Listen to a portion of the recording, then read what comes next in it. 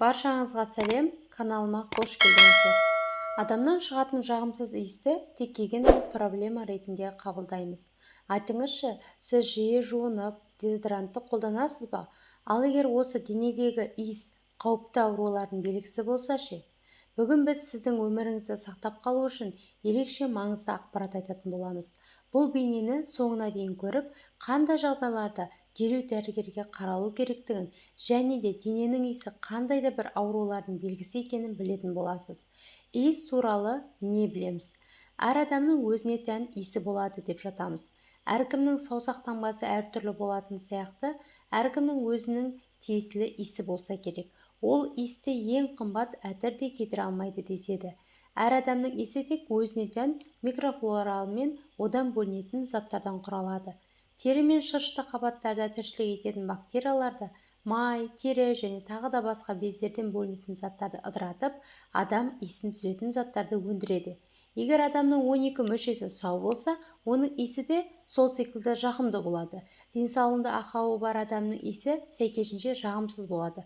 Бірақ ол өзіне емес, айналасындағы адамдарға білінеді. Күйзеліске түсіп, дұрыс тамақтанбау асқазанға зиян келтіріп, бауыр мен бүйректі құртады. Ал терінің иісі дәл осы мүшелерге әбден байланысты. Шаштың табиғи иісі де адамның денсаулығынан хабар береді. Шаш өздігінен иіс шығара алмайды. Иісті бөлетін шаштың терісі, яғни адамның иісі, одан шығатын тердің иісі.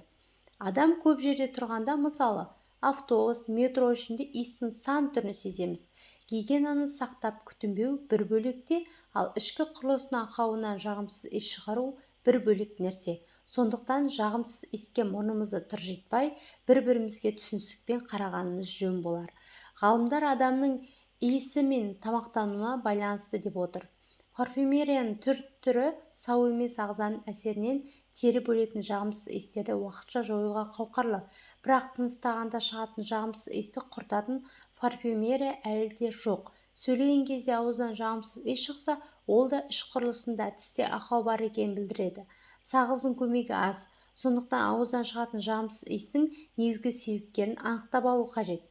Емдеудің қарапайым тәсілі мынау: күніне тісті 2 рет шайып тұру, тамақтан соң ауызды шаю. Денеден шығатын иістерге тоқталсақ. Ащы, сасық тер иісі. Өмірдің белгілі бір кезеңдерінде тіпті сау адамның өзі әдеттегіден қатты терлеп, одан сасық иіс шығуы мүмкін.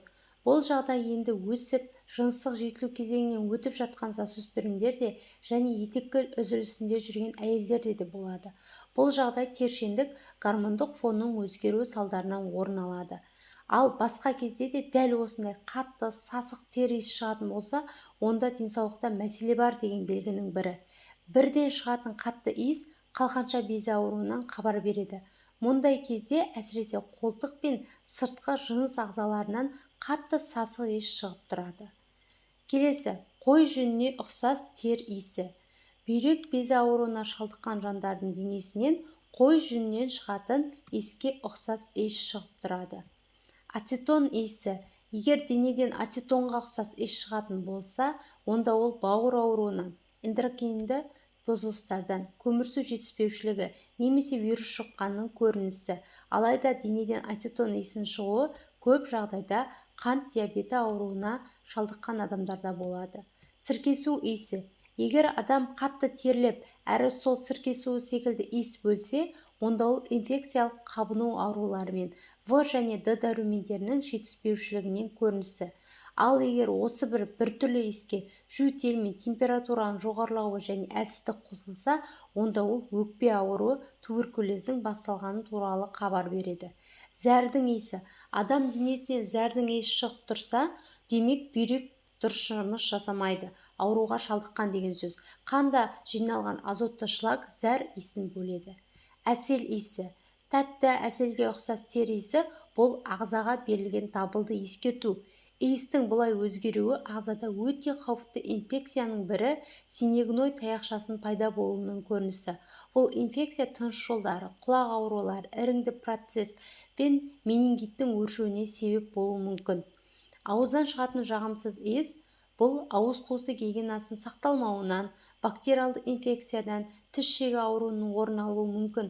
Алайда кейде үнемі тісті тазалап жүрсең де, антибиотиктермен емделіп тіс шегі ауруынан құтылсаң да сасық иістің кетпеуі мүмкін. Мұндай кезде оның қандай иіске ұқсайтынына назар аудару керек.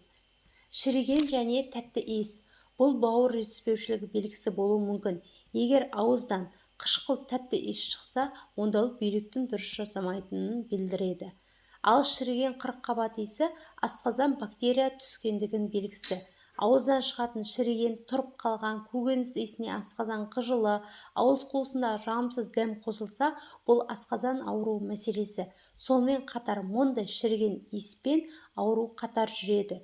Дәрігерге қаралып, асқазан жарасы 12 елі ішек ауруының тексерілген жөн. Интимді аймақтан шығатын иіс. Бұл жақтан шығатын жағымсыз иістер денеде денсаулық мәселесіне назар аудару керектігін білдіреді. Әйелдер үшін интимді аймақтан шығатын қорқынышты иістердің бірі бұзылған балық иісі. Бұл қынапқа инфекция түскендігінің белгісі. Ал мұндай инфекциядан тек қана дәрігердің емі арқылы ғана құтылуға болады. Тағы бір қауіпті белгі ол ашытқының иісі. Мұндай иістің шығуы зең ауруымен ауыратындар да шығады. Интимді аймақтан шығатын бұл иісті елеусіз қалдыруға болмайды. Мұның соңы созылмалы тері ауруына, тіпті кейде онкологиялық ауруларға ұласып жатады. Аяқтан шығатын сасық иіс. Дені сау, үнемі таза жүретін, дұрыс аяқ киім мен синтетикасы аз шылық жанның аяғынан сасық иіс шықпау керек. Ал егер бұл жағдайдың барлығы сақталған күнде де аяқ саситын болса, демек дерматолог дәрігерге көріну қажет. Себебі бұл жағдайда аяқ зеңі ауруының белгісі. Үлкен дәрет иісі. Үлкен дәреттің өз иісі де жағымды емес. Дегенмен ол қышқыл, ащы иісті болса және оған үнемі іштің кебуі қосылса, онда ағзада сүт қантын, яғни лактоза көтере алмаушылық бар. Бұл деген ағза сүт қантын өте аз сіңіреді, ас қорыту жүйесі дұрыс жұмыс жасамайды, сондықтан қорытылмаған сүт өнімдері ішек ішінде ашып газ түзіледі. Сондай-ақ пневмония болған адамнан күйген еттің иісі шығады екен. Мысық иісі. Бүйрек ауруы мәселесі адам денесіне мысықтың иісінің шығуына алып келеді. Бұл несеп шығару жолдарының дұрыс жұмыс істемеуі салдарынан орын алады. Несеп нәр қанға жиналып, тері арқылы шығады. Сондай-ақ мысық иісі туберкулез ауруында, семіздікте, ас қорыту жүйесінің ауруында да шығуы мүмкін. Оның иісінің ащылығы соншалық ешқандай әтірсу баса алмайды. Халық арасында адамның иісі оның мінезіне байланысты деген түсінік бар. Кішкентай бөбектің, жас адам мен кәрі кісінің иістері өзгешеленіп тұратынын байқаймыз. Адамның иісінен жан дүниенің тазалығы сезіледі дейді халық даналығы. Бұл сөздің шын не өтірік екенін сіздің таразыңызға қалдырдық. Біздің айтарымыз дұрыс тамақтанып, денсаулығыңызға мән беріп, өз-өзіңіздің киіміңіздің тазалығына мұқият болсаңыз болғаны. Ақпаратым пайдалы болса, қазақша каналды қолдап, каналға тіркеліп, лайк басып, комментарий бөлімінде пікірлеріңізді қалдыра кетіңіздер.